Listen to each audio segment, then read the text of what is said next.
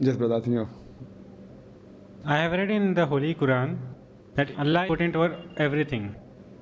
On this, a person argued that since Allah is put into everything, he argued with me that if I do a sin or I do a good deed, Allah is put into that also. And if I am a Muslim or a non-Muslim or be of any religion, Allah is put into that also.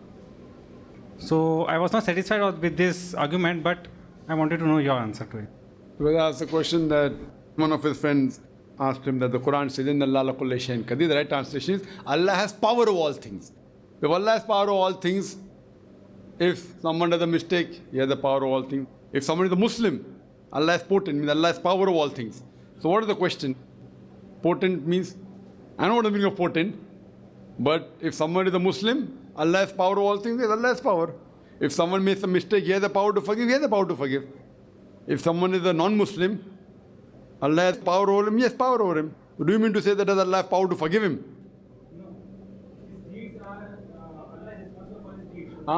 This is a wrong quotation you've given. I thought we were talking about that. What we're talking about is taqdeer. It's destiny. That Allah, Almighty God, writes the destiny. And everything happens according to destiny. So the verse of the Quran what you quoted is wrong. Allah destines. And most of the religions, whether it be Hinduism, Islam, we agree that there's something like destiny. And we follow the destiny. So the question is that if it's mentioned my destiny, I'm going to rob. And I rob. Who's to blame? Allah. Allah wrote in the destiny I'm going to rob, therefore I robbed. Who's to blame? Allah. Why am I to blame? If it's mentioned in my destiny, I'm going to murder someone. If it's written in destiny, I have to murder and I murder. Who's to blame? Allah has to blame. If it's mentioned in my destiny, I'm going to become a non-Muslim.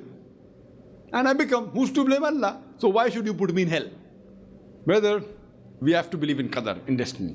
But people misunderstand what is this qadar, what is destiny. And for example, I'll give you an example, that if in a class, the teacher is teaching 100 students, and at the end of the year, before the examination, the teacher says, you will get a first class first, you will get second class, you will fail. And the examination takes place, the test goes on, the results come out, he comes out first class first, he gets a second class, you fail. I'm giving you an example, don't feel bad. Huh? So, I'm asking the question that the person who failed, the student who failed, can he blame the teacher because you predicted I will fail, I failed? Can you blame the teacher? No.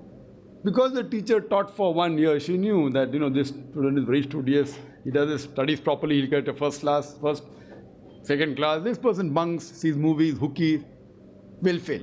So because the teacher predicted, can you blame the teacher? No.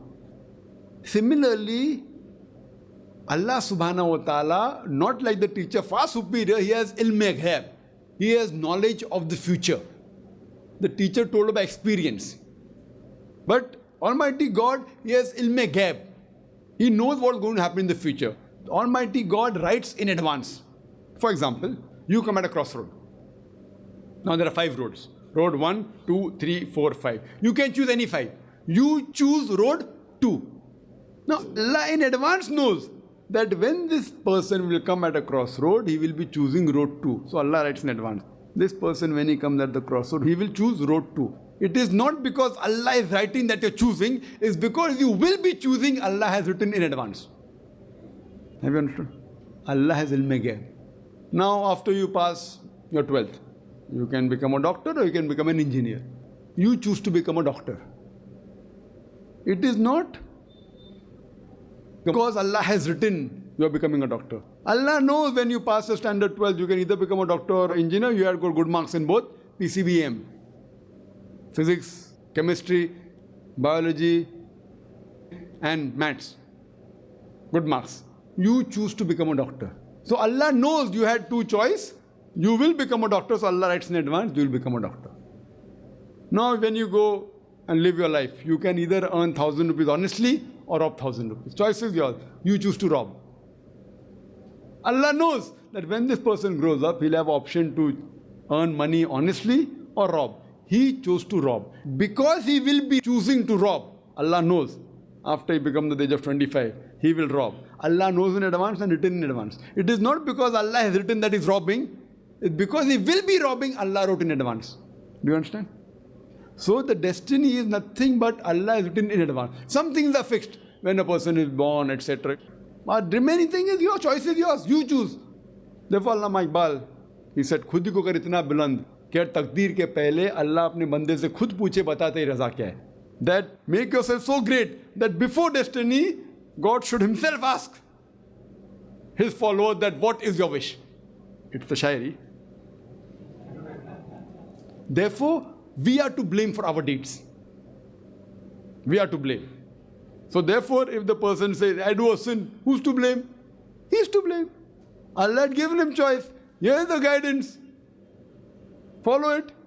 If you follow it, fine. If you don't follow, you are to blame. So similarly, for non-Muslim. Question that if you are non-Muslim, who's to blame? Our beloved Prophet Muhammad, peace be upon him, said, every child is born in Deen al-Fitr. He is born as a Muslim. Muslim means a person who submits his will to God. Every child when he is born, his heart beats according to the way of Allah, he breathes according to the way of Allah, his desires according to the way of Allah. Later on, our Prophet said, he is influenced by his elders, by his parents, then he starts doing idol worship, then he starts doing fire worship. And then he may become a non-Muslim. Therefore, whenever a non-Muslim becomes a Muslim, convert is not the correct word, the right word is revert. Every human being is born as a Muslim, he goes to the wrong track, and when he comes back, the more appropriate word is revert. So, tell your non-Muslim friend, yet here is the Quran. Follow it. You have a choice to become a Muslim. Tell him. Read the Quran, follow it. If you have any problem, come and ask me. If you cannot ask, go to there's an institution by the name of IRF, and they will help you out. Take this book. Now, tomorrow you cannot tell anyone that you had no chance to become a Muslim. Fine? And if he counters and says that you read the Bible and you read the Vedas and become a Hindu or a Christian, give me, and you can see my cassettes and you can argue. Both ways. You have two-way traffic, not a one-way traffic. If he tries to do the same thing with you, here's the Bible, read the Bible, become a Christian, so you tell him I'm more Christian than you. Right or wrong? So two-way traffic, it's not one-way traffic. I always believe open. One-way traffic is wrong. We give equal chance to both. And Allah has given us this brain. Allah has given this logic. The reason that we are higher human beings is not because we look very good or very handsome. So we have to use this grey matter to come to the truth. So tell your non-Muslim friend that yes, Allah has given everyone. You have a right to choose. But Allah knows in advance that this person, after you give the Quran, may become a Muslim. The first person. Second person, no, Allah knows. First person, yes, he'll become. Second person won't become. You and I don't know. I'm just giving an example. I really don't know whether the first person who gave will become or second person will become, or none will become or both will become. I'm just giving an example. So if he becomes, even that was mentioned in the Takdeer. The Quran was given and he read, he accepted or did not accept. So on the day of judgment, the Quran says, all those who reject the truth, none will ever say that, oh God, you have been unjust. They'll only say, please forgive us. Allah says, it's too late. Too late. So Allah says that none of the people who will be put in the hellfire will ever object to the justice of Almighty God, because everything will be in front of them. Like today we do routing, and what happened yesterday we can see. That time I don't know how will Allah do. Allah says that your organs will be witness against you, your eyes will be witness against you. So they will not be required of anyone.